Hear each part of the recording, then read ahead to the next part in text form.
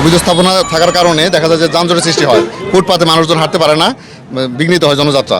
তো সেক্ষেত্রে আমরা উচ্ছেদ অভিযান করে থাকি মাঝে মাঝে। তারপরে আমাদের এমপি স্যার বলছে যে আমাদের এখানে যাতে গাড়ি দাঁড়াইতে পারে, এখানে জনগণ যাতে খুব শৃঙ্খলিতভাবে ফুটপাত দিয়ে চলাফেরা করতে পারে। তো নিরাপত্তার সাথে স্যার বলছে যে এগুলো একটু উচ্ছেদ করা যায় কিনা। সেই ধারাবাহিকতায় আমরা নির্বাহী ম্যাজিস্ট্রেটের সহযোগিতায় সকাল থেকে উচ্ছেদ কার্যক্রম পরিচালনা করছিলাম।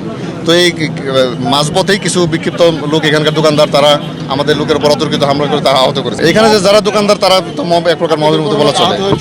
আমাদের ড্রাইভার আমাদের কাজে বাধা পেয়েছে এবং আমাদের যে ড্রাইভার আছে ড্রাইভার আহত হয়েছে, খুব মারাত্মকভাবে জখম হয়েছে। অবশ্যই আমরা এখানে মার্কেটে এমপি স্যারের সাথে কথা বলে যত দ্রুত সম্ভব এই মার্কেটে আমরা উচ্ছেদের ব্যবস্থা নিব।